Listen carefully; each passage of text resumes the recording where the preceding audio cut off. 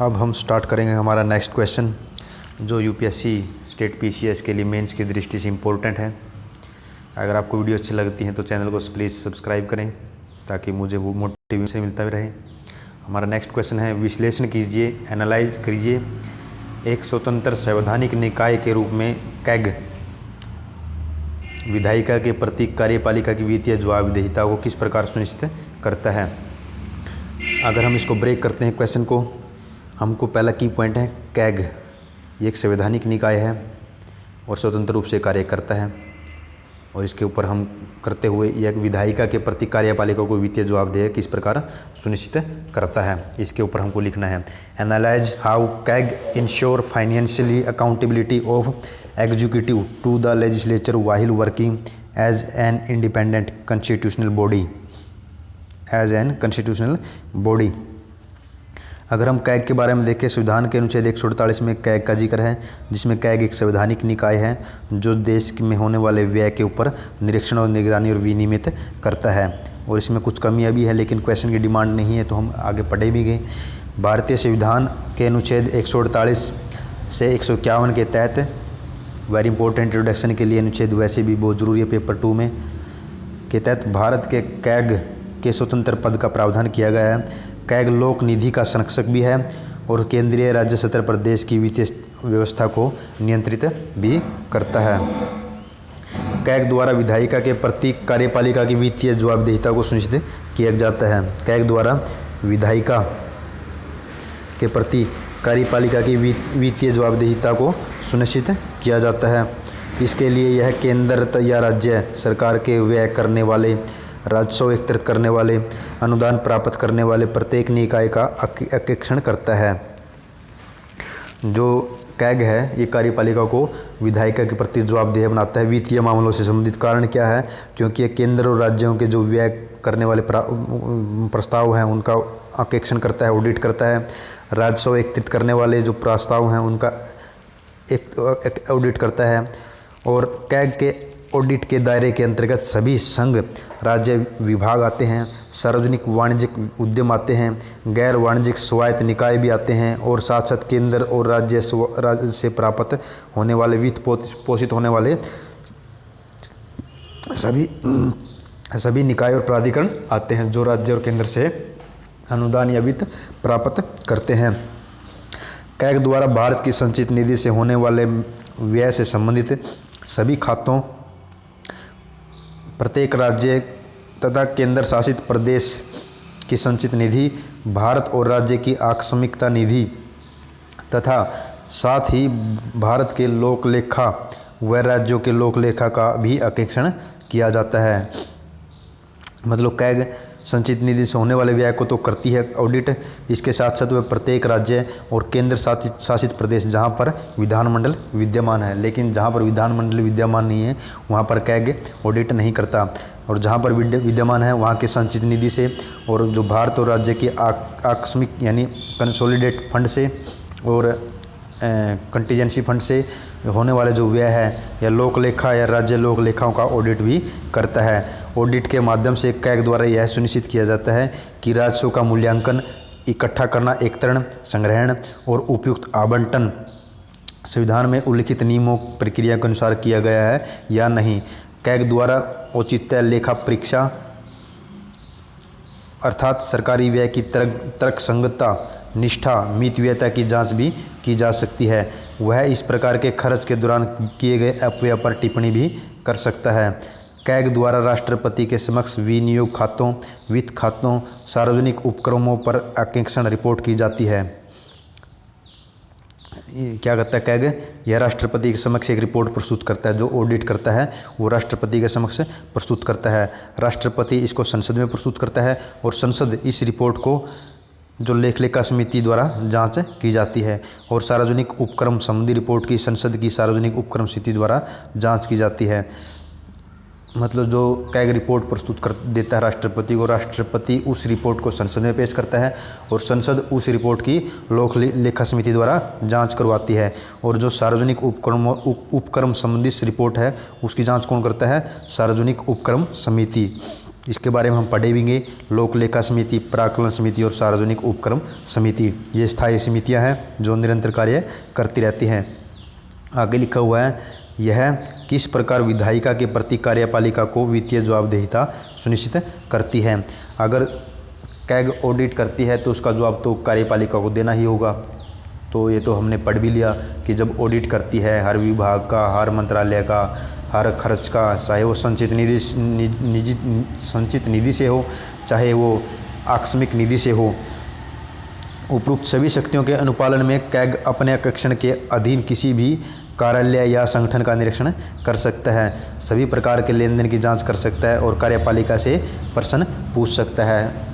साथ ही वह ऑडिट की गई किसी भी इकाई से किसी भी रिकॉर्ड, लिखित दस्तावेज की मांग कर सकता है। कौन कर सकता है? विधायिका। इस परिदृश्य में कैग की स्वतंत्रता अत्यधिक महत्वपूर्ण हो जाती है। संविधान के अंतर्गत विभिन्न माध्यमों द्वारा इसे संरक्षित किया जाता है। जैसे कौन कौन से, जिस प्रकार हमने लास्ट टाइम में पढ़ा था, न्यायाधीश की स्वतंत्रता किस प्रकार सुनिश्चित होती है, और यहाँ पे क्या है, कैग की सुरक्षा किस प्रकार सुरक्षित होती है। कार्यपाल की सुरक्षा, निलंबन हेतु विशेष प्रक्रिया, जिस प्रकार उच्चतम न्यायालय का न्यायाधीश को महाभियोग द्वारा हटाया जा सकता है, उसी प्रकार कैग को भी कार्यपालिका और निलंबन की सुरक्षा प्राप्त है। वह अपना पद राष्ट्रपति के प्रसाद पर्यंत धारण नहीं करता। हालांकि उसकी नियुक्ति राष्ट्रपति द्वारा जरूर की जाती है, लेकिन उसको राष्ट्रपति ऐसे नहीं है जब चाहे मन हटा दिया। इसकी एक प्रक्रिया है। जिस प्रकार उच्चतम न्यायालय का न्यायाधीश हटाया जा सकता है, उसी प्रकार कैग का अध्यक्ष भी हटाया जा सकता है। इसके वेतन और भत्ते को भारत की संचित निधि पर भारित किया गया है, अर्थात इसके वेतन भत्ते पर संसद में मतदान नहीं किया जा सकता। कार्यकाल समाप्त होने के बाद वह किसी अन्य सरकारी पद को ग्रहण नहीं करता, अर्थात यह किसी लाभ के पद के बदले कोई कार्य करने की संभावना कम करता है। संसद द्वारा वेतन और शर्तों को निर्धारित किया गया है, अर्थात इसके अतिरिक्त इसके वेतन, पेंशन और सेवानिवृत्ति की आयु या अन्य किसी प्रकार के लाभकारी परिवर्तन संसद द्वारा नहीं किए जा सकते। कि सरकार पूर्वाग्रह होकर जो कैग के वेतन भत्ते में कमी नहीं कर सकती। किसी भी मंत्री द्वारा संसद के सदनों में कैग का प्रतिनिधित्व नहीं किया जा सकता, अर्थात कोई भी मंत्री कैग का प्रतिनिधित्व नहीं बन सकता, अर्थात उसके द्वारा की गई किसी भी कार्रवाई के लिए कोई जिम्मेदारी नहीं ली जा सकती। अगर इस पॉइंट को पढ़े हम, किसी भी मंत्री द्वारा संसद के सदन में कैग का प्रतिनिधित्व नहीं किया जा सकता और न ही कोई मंत्री इसकी जिम्मेदारी लेता। डॉक्टर भीमराव का ये कोट है, वेरी इंपॉर्टेंट है। डॉक्टर भीमराव अम्बेडकर ने कहा कि कैग को भारतीय संविधान के अंतर्गत सबसे महत्वपूर्ण अधिकारी माना जाता है। यह भारतीय लोकतांत्रिक प्रणाली के मुख्य स्तंभों में से एक है। हमारा नेक्स्ट क्वेश्चन है, भारत के राष्ट्रपति की वीटो शक्ति पर प्रकाश डालें। क्या क्या वीटो शक्तियां हैं और राज्यपाल की वीटो शक्तियां राष्ट्रपति से किस प्रकार भिन्न हैं। हमको पहले वीटो शक्ति के बारे में संवैधानिक प्रावधान क्या है, हमको पता है कि संविधान के अनुच्छेद 111 में वीटो शक्ति का प्रयोग है। इसी प्रकार राज्यपाल को भी कुछ वीटो शक्तियाँ प्राप्त है, वो वीटो शक्तियाँ राष्ट्रपति से किस प्रकार भिन्न है, इसके बारे में हमको चर्चा करनी है। वीटो शक्ति विधायिका के किसी कार्य को अधिरोहण करने की कार्यपालिका की शक्ति को संदर्भित करता है। वीटो शक्ति क्या है? वीटो शक्ति क्या है? जिस विषय पर विधायिका कानून बना सकती है उसको राष्ट्रपति को करने का अधिकार प्रदान करती है ये वीटो शक्ति अनुच्छेद 111 के तहत। यह विशिष्ट अधिकार है। संविधान के अनुच्छेद 111 के अनुसार संसद द्वारा पारित सभी विधेयक केवल तभी एक अधिनियम बन सकते हैं जब उसको राष्ट्रपति स्वीकृति प्रदान करता है। अनुच्छेद में यह भी वीटो है कि राष्ट्रपति जब तक उसको स्वीकृति प्रदान नहीं करेगा तब तक वो कानून नहीं बनेगा, यही वीटो पावर है। इसके लिए कुछ अलग अलग प्रावधान है कि राष्ट्रपति क्या क्या कर सकता है। इस प्रकार किसी विधेयक पर अपनी स्वीकृति को सुरक्षित रखने के माध्यम से राष्ट्रपति वीटो शक्ति का प्रयोग करता है। भारत में कितने प्रकार की वीटो शक्ति हैं? भारत में सामान्यतः 3 प्रकार की शक्तियाँ हैं, अत्यंतिक वीटो, निलंबनकारी वीटो और पॉकेट वीटो।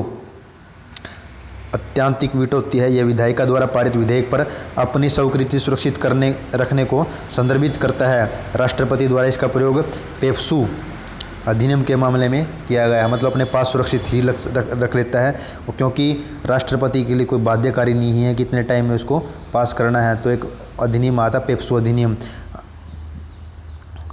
उसके दौरान इसने इसका प्रयोग किया था। निलंबनकारी वीटो, विधायिका द्वारा इस वीटो को एक असाधारण बहुमत से निरस्त किया जा सकता है। भारत के राष्ट्रपति द्वारा वर्ष 2006 में लाभ का पद संबंधी विधेयक के मामले में इसका प्रयोग किया गया था। पॉकेट वीटो, यह राष्ट्रपति को विधायिका द्वारा पारित विधेयक पर कोई कार्रवाई नहीं करने का अधिकार प्रदान करता है। भारत के राष्ट्रपति ने डाकघर अधिनियम 1986 में इसका प्रयोग किया था।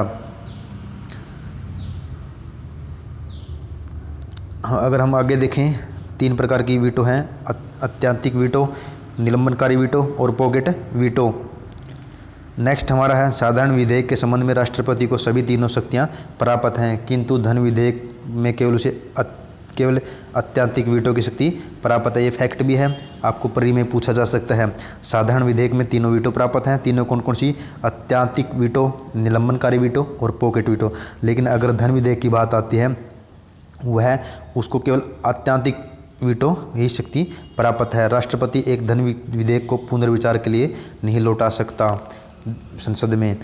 राज्यपाल को राज्य विधेयकों यानी साधारण और धन विधेयकों के संबंध में राज्य स्तर पर राष्ट्रपति के समान शक्तियाँ प्राप्त हैं। हालांकि दोनों के ही मामलों में राज्यपाल को विधेयक को राष्ट्रपति के विचारार्थ आरक्षित रखने की अतिरिक्त शक्ति है। अर्थात जिस प्रकार राष्ट्रपति को समान विधेयक और धन विधेयक के संबंध में शक्तियाँ प्राप्त है वीटो, उसी प्रकार राज्यपाल को भी साधारण और धन विधेयक के संबंध में समान शक्तियाँ प्राप्त हैं। लेकिन राज्यपाल को एक अतिरिक्त शक्ति प्राप्त है, वह किसी भी विधेयक को राष्ट्रपति के विचारार्थ के लिए आरक्षित रख सकता है।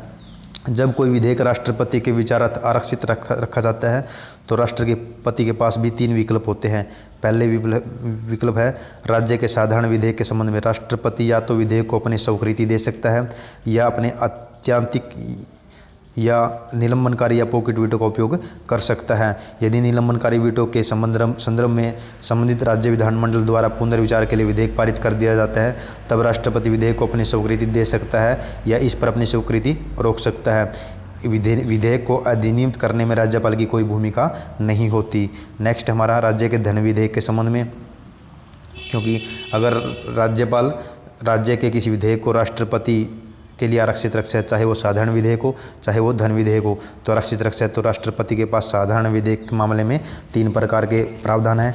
वो स्वीकृति दे सकता है और दूसरे अपने जो वीटो शक्ति है उसका प्रयोग कर सकता है। अगर राज्य विधानमंडल उसको दोबारा पारित कर देती है तब भी राष्ट्रपति उसको अपने पास अपने वीटो का प्रयोग कर सकता है। अगर राज्यपाल राज्य के धन विधेयक को प्रधान राष्ट्रपति के पास भेजता है तो राष्ट्रपति या तो विधेयक को अपनी स्वीकृति दे सकता है या अपनी वीटो का उपयोग कर सकता है। इस प्रकार राष्ट्रपति धन विधेयक को राज्य विधानमंडल को पुनर्विचार हेतु नहीं भेज सकता। हमारा नेक्स्ट क्वेश्चन है, यद्यपि भारत में सरकार की संसदीय प्रणाली मुख्य रूप से ब्रिटिश संसदीय प्रणाली पर आधारित है, तथापि यह किस प्रकार ब्रिटिश प्रणाली की प्रतिकृति कॉपी नहीं है। बिल्कुल, मतलब भारत ने अपनी संसदीय प्रणाली कहाँ से ली है? ब्रिटिश संविधान से, लेकिन यह बिल्कुल पूरी तरह से कॉपी नहीं है। इसके हमको वर्णन करना है। भारतीय संविधान केंद्र और राज्यों दोनों में संसदीय सरकार की स्थापना हेतु प्रावधान करता है। संसदीय प्रणाली विधायिका और कार्यपालिका के मध्य सहयोग समन्वय के सिद्धांत पर आधारित है, न कि इन दोनों अंगों के मध्य शक्ति के कठोर सुषुप्त पृथक्करण के आधार पर। मतलब क्या है?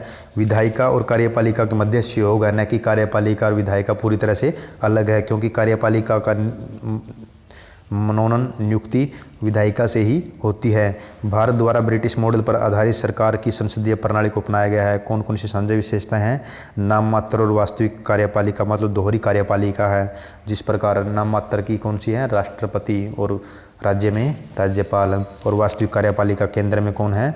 सरकार यानी प्रधानमंत्री, और राज्य में मुख्यमंत्री। विधायिका के प्रति कार्यपालिका का सामूहिक उत्तरदायित्व, अगर कोई कार्यपालिका काम करती है उसको संसद में या राज्य विधानमंडल में जवाब देना होता है। कार्यपालिका के सदस्यों का विधायकों का सदस्य भी होना, अगर कोई कार्यपालिका सदस्य है तो वो विधायिका का सदस्य भी होता है, क्योंकि कार्यपालिका का सदस्य तब तक बना रह सकता है जब तक वो विधायिका का सदस्य हो। नियमन सदन का विघटन, जो लोकसभा है या राज्य विधानमंडल है उसका विघटन हो सकता है। प्रधानमंत्री के नेतृत्व में बहुमत प्राप्त दल का शासन होता है, लेकिन कई मामलों में ये ब्रिटिश संसदीय प्रणाली से भिन्न है। वो किस प्रकार है? संवैधानिक संप्रभुता को अपनाया गया है, अर्थात ब्रिटेन में जो वहाँ की संसद है वो संप्रभु है, न्यायपालिका का अतिक्रमण कर सकती है। लेकिन भारत में संसद संप्रभु नहीं है, क्योंकि न्यायपालिका संसद द्वारा बनाए गए कानून को असंवैधानिकता के आधार पर रद्द भी कर सकती है। भारत में जो नाम मात्र का कार्यकारी होता है वो निर्वाचित होता है, उसको हर 5 साल में नियुक्त किया जाता है, चाहे वो राष्ट्रपति हो चाहे वो राज्यपाल हो। लेकिन ब्रिटेन में क्या है, जो संवैधानिक प्रमुख होता है नाम मात्र का, वो राजा वो वंशानुवली के अनुसार ही चलता रहता है, वो निर्वाचित नहीं होता।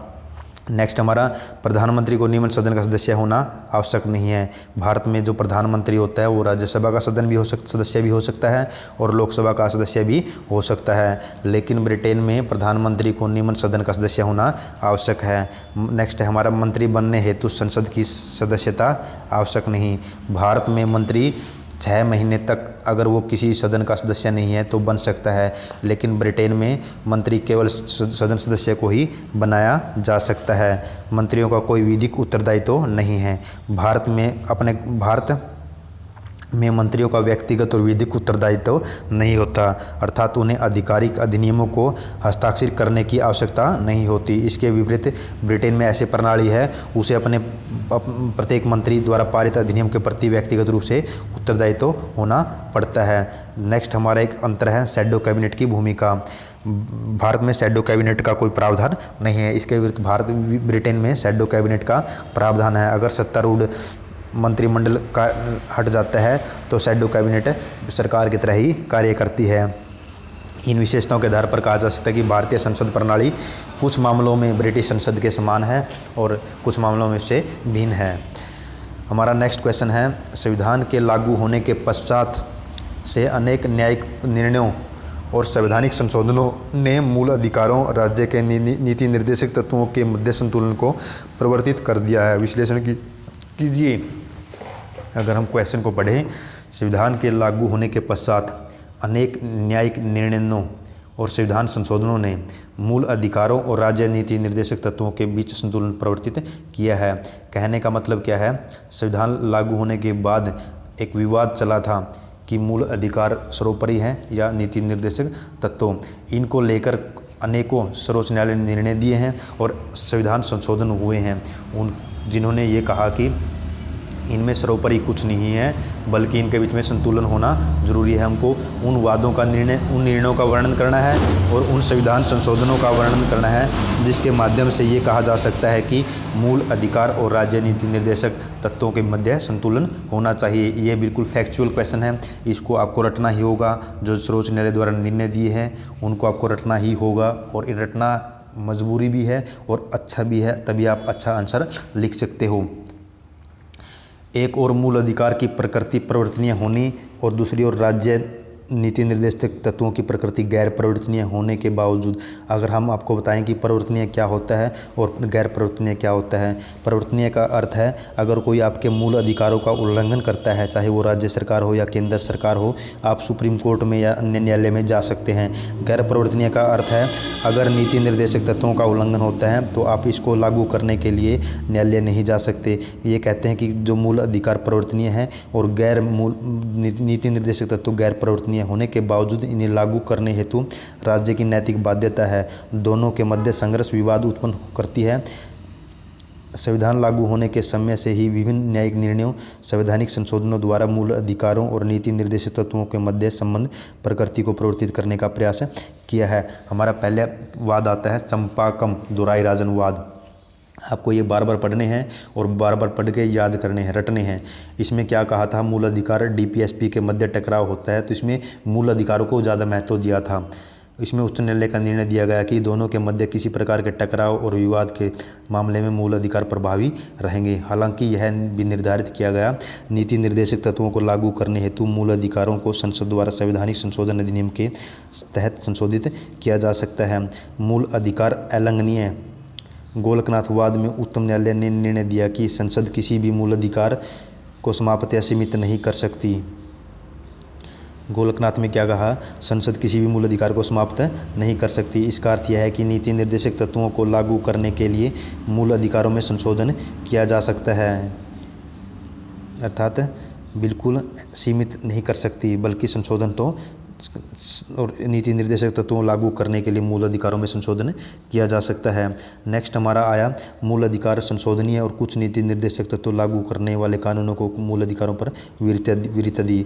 जिस प्रकार गोलकनाथवाद निर्णय की प्रक्रिया स्वरूप संसद ने 24वां संविधान संशोधन किया और 25वां संविधान संशोधन किया।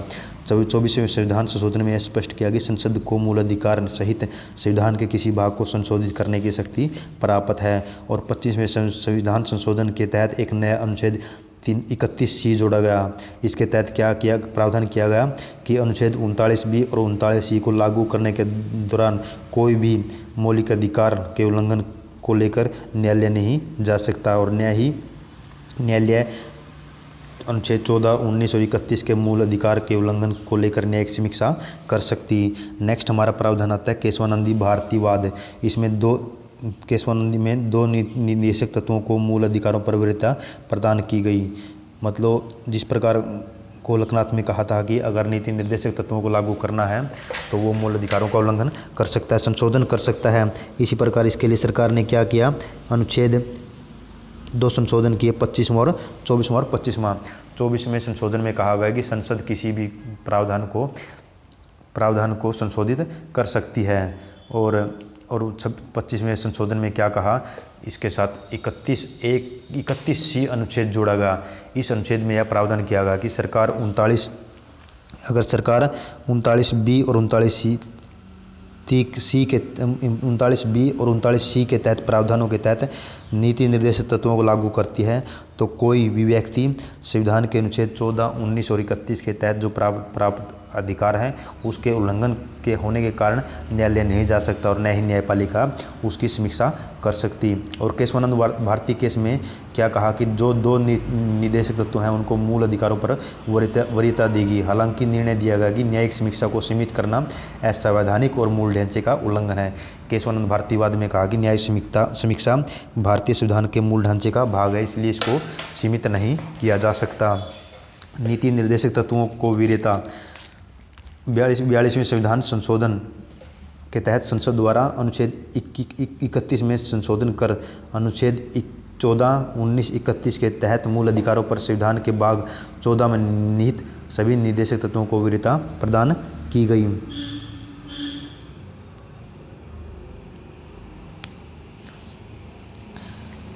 आगे आता है एक मिनर्वा मिल्स वाद में संतुलन को स्थापित किया था। उच्चतम न्यायालय ने सभी नीति निर्देशक तत्वों को सर्वोच्चता प्रदान किए जाने को असंवैधानिक और अवैध घोषित कर दिया। अनुच्छेद 31 को पुनः उसके मूल रूप में स्थापित किया। यह निर्णय दिया कि भाग 3 और भाग 4 के मध्य संतुलन भारतीय संविधान का अभिन्न अंग है क्योंकि सामाजिक परिवर्तन के प्रति प्रतिबद्धता की मूल भावना का निर्माण एक साथ मिलकर करते हैं। अभिन्न अंग है क्योंकि सामाजिक परिवर्तन के प्रति प्रतिबद्धता की मूल भावना का निर्माण एक साथ मिलकर करते हैं। इस प्रकार वर्तमान स्थिति में नीति निर्देशों की तुलना में मूल अधिकारों को वरीयता प्रदान की गई। हालांकि संसद निर्देशक तत्वों को लागू करने के उद्देश्य से मूल अधिकारों में संशोधन कर सकती है किंतु इस संशोधन में संविधान के मूल ढांचे का उल्लंघन नहीं होना चाहिए। हमारा लास्ट क्वेश्चन है इस वीडियो का, भारत के निर्वाचन आयोग की शक्तियों और कार्यों पर प्रकाश डालिए। साथ ही ईसी की स्वतंत्रता और निष्पक्षता से संबंधित मुद्दों पर चर्चा कीजिए। क्या क्या मुद्दे हैं। और पहले हमको संवैधानिक प्रावधान देखने हैं, ईसी संबंधित संवैधानिक प्रावधान क्या है, उसकी शक्तियाँ क्या हैं और कार्य क्या है। उसके बाद इसकी स्वतंत्रता के लेकर क्या क्या मुद्दे हैं, क्या क्या समस्याएँ हैं। संविधान में एक 324 अनुच्छेद में एक स्वतंत्र न्यायपालिका का निर्वाचन आयोग का जिक्र है। भारतीय संविधान द्वारा स्थापित निर्वाचन आयोग, अगर हम इसमें अनुच्छेद 324 डालें तो वो वैसे इनरिच होगा। इसी में ही निर्वाचन आयोग की पूरी बायोडाटा है। और एक स्वतंत्र निष्पक्ष चुनाव संबंधित कराने के लिए एक स्वतंत्र निकाय निर्धारण किया है। आयोग में कितने सदस्य हैं, एक अध्यक्ष होता है, 2 अन्य निर्वाचन आयुक्त होते हैं। एक मतलब मुख्य निर्वाचन आयुक्त होता है, 2 निर्वाचन आयुक्त होते हैं। इसकी शक्तियाँ क्या हैं, प्रशासनिक शक्तियाँ, परामर्शकारी शक्तियाँ, अर्धन्यायिक शक्तियाँ। प्रशासनिक शक्तियाँ क्या हैं, निर्वाचन आयोग को निर्वाचन क्षेत्रों के विस्तार करना, सीमाओं का निर्धारण करना, जो निर्वाचक नामावली तैयार करना, चुनाव की तिथियां और कार्यक्रम की घोषणा करना, राजनीतिक दलों को मान्यता प्रदान करना, दलों को चुनाव चिन्ह आवंटित करना, चुनाव के दौरान आचार संहिता लागू करने की शक्तियां प्रदान की गई। परामर्शकारी कैसे है? इससे राष्ट्रपति सलाह भी ले सकता है। राष्ट्रपति शासन लागू करने के लिए और राज्यपाल शासन लागू करने के लिए राज्यपाल राष्ट्रपति संसद निर्वाचन आयोग से सलाह भी लेता है और ये परामर्श देते हैं निर्वाचन आयोग कि उस क्षेत्र में निर्वाचन करने योग्य जैसी स्थिति है या नहीं है। हमारा है अर्धन्यायिक निकाय। अगर कोई राजनीतिक दलों के बीच में विवाद होता है तो उनका निपटारा भी निर्वाचन आयोग ही करता है। भारत में निर्वाचन आयोग की स्वतंत्रता निष्पक्षता से संबंधित प्रावधान किए गए अनुच्छेद 324 में। कार्यकाल से रिलेटेड, वेतन भत्ते से रिलेटेड हमने पहले भी किया है। कोई संसद इनमें परिवर्तन, लाभकारी परिवर्तन नहीं कर सकती, लेकिन कुछ मुद्दे भी हैं। क्या मुद्दे हैं? संविधान में इनकी अर्हता निर्धारित नहीं की। सदस्यों की नियुक्ति हेतु किसी निर्धारित मानदंड या प्रक्रिया का अभाव है और राजनीतिक प्रेरित नियुक्तियां होती हैं। जो वर्तमान में जो नियुक्तियां हैं, जिस प्रकार राज्य प्रेरित नियुक्तियां क्या होती है, सरकार अपने चाहते व्यक्ति को ही निर्वाचन आयोग नियुक्त कर देती है, जिसके कारण उसका व्यवहार पक्षपातपूर्ण हो जाता है, राजनीति प्रेरित हो जाता है। कार्यकाल की सुरक्षा। भारतीय संविधान में मुख्य निर्वाचन आयुक्त को तो कार्यकालीन सुरक्षा प्रदान की गई है, लेकिन जो अन्य दो निर्वाचन आयुक्त हैं उनको कार्यकालीन सुरक्षा प्राप्त नहीं है। सेवानिवृत्ति के पश्चात नियुक्ति। जो मुख्य निर्वाचन आयुक्त होता है उसको सेवानिवृत्ति के बाद किसी राजनीतिक दल की सदस्यता ग्रहण करने या किसी पद धारण करने से कोई भी प्रतिबंध नहीं किया गया, जिसके कारण निर्वाचन आयुक्त या मुख्य निर्वाचन आयुक्त अपने सेवा दौरान राजनीतिक रूप से प्रेरित होता है और वह निष्पक्षता से काम नहीं कर पाता। वित्तीय स्वायत्तता। वर्तमान में ECI यानी भारतीय निर्वाचन आयोग का बजट भारत की संचित निधि पर भारित नहीं है, जो इसकी स्वतंत्रता को, स्वायत्तता को बाधित करता है। इस प्रकार निर्वाचन आयोग को संस्थागत संरक्षण स्वतंत्रता प्रदान किए जाने की आवश्यकता है, ताकि भारत के जो लोकतांत्रिक स्वरूप है उसको मजबूत किया जा सके और लोगों के अधिकारों को बढ़ावा दिया जा सके। धन्यवाद दोस्तों। अगर आपको वीडियो अच्छी लगी है प्लीज़ चैनल को सब्सक्राइब करें और मेरे साथ प्रीलिम्स और मेंस की तैयारी में भागीदार बने। मैंने प्लेलिस्ट बना रखी है, जो परिवेश के पेपर हैं UPSC के उनको डिस्कस कर रहे हैं, ल्यूसेंट के जो फैक्चुअल क्वेश्चन आंसर हैं वो भी डिस्कस कर रहे हैं। धन्यवाद दोस्तों।